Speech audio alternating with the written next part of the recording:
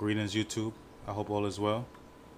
In this video we have two NYPD cops that have just stopped the car in the middle of traffic, and they instruct the driver to pull over to the curb.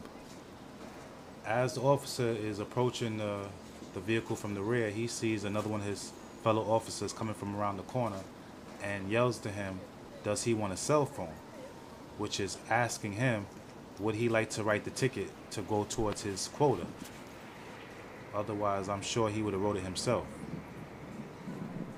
So this is clear and convincing proof that NYPD does have a quota and instructs their officers to write a certain amount of traffic tickets and make a certain amount of arrests.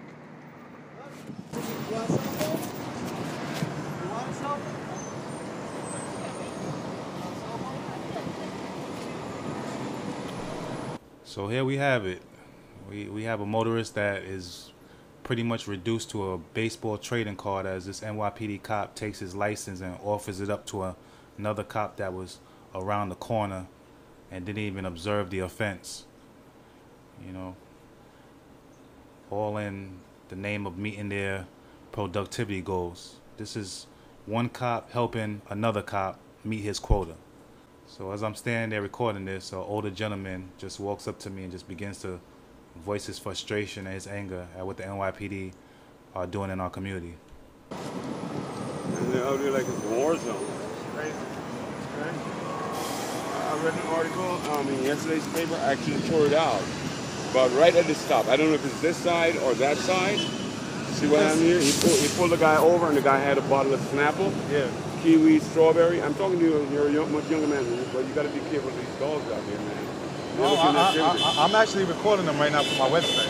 Yeah? I got a website online where I document this stuff. The guy had a bottle of kiwi strawberry. Yeah. And the guy said, oh, what you got in that bottle? And the guy made some smart remarks. Oh, Yeah. you have anything better to do? Yeah. Oh, I told the guy all the time. This guy kept him in jail for 2 days.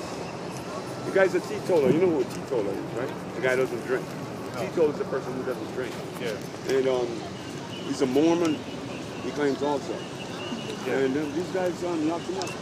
And then claim, of course, they're going in the spot that was wiggling and stuff like that. They categorize it as resisting arrest.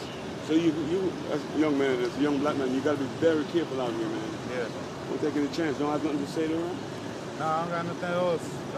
I'm just observing and watching, yeah. because they claim they're here to protect and serve, but this is what this is all about, right? Writing us tickets.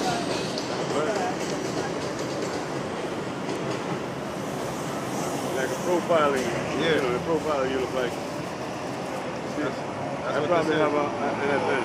Motherfuckers always running up on the right. People, yeah, I'm telling you, this profiling black people, man. We don't go and do like up in Yonkers and white people neighborhoods. I was just telling this young man how careful you have to be because they stopped at the stop sign here. This guy was in the paper yesterday. The guy's about to sue. He had a Snapple, you know, like a Snapple. Did you see the paper yesterday? The Daily News. Look at all this. You can't search me. What crazy stuff is this going on?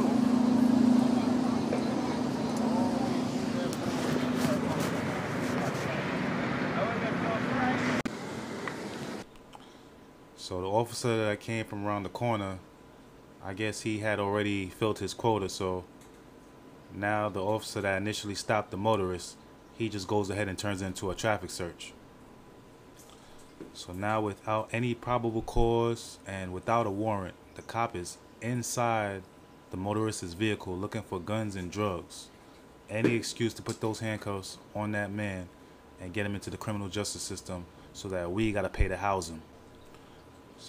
So this cop is down on all fours, on his hands and knees, and desperately looking for drugs or guns or, you know, any excuse to make an arrest, because they simply have to meet their quota. They have to make at least one arrest minimum every single month, you know, in order to be a good cop. You know, as you know, this is how they earn their keep, by getting people incarcerated.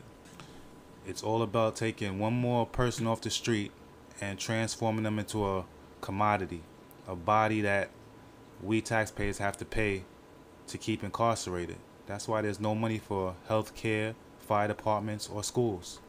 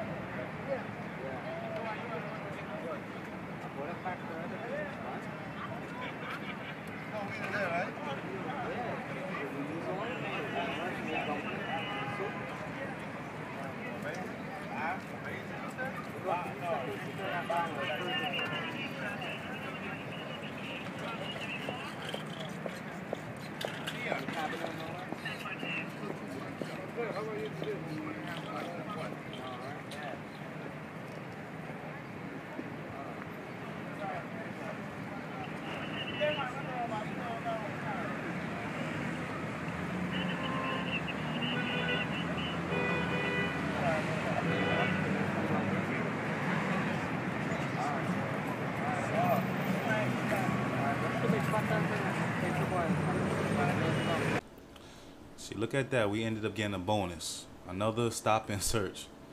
You know, for the millionth time, another New Yorker gets his Fourth Amendment violated by the NYPD, gets his car searched with no probable cause, no warrant, no nothing. But that's not even why we're here today, as shameful as that sounds. Why I'm making this video is because one cop offered another cop the opportunity to write a ticket for a violation that he didn't even witness. Now, let's revisit that.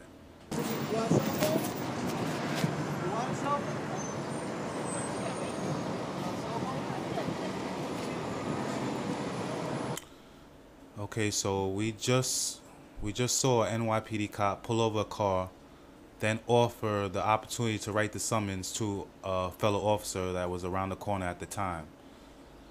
I would like to read to you the back of a summons I got a while back for disorderly conduct, for merely asking a police officer, why am I being asked to step outside my vehicle? So I'm going to go ahead and read to you what's on the back of every summons that an officer must sign and agree to. I personally observed the commission of the offense charged above. False statements made herein are punishable as a Class A misdemeanor pursuant to Section 210.45 of the Penal Law affirmed under penalty of perjury.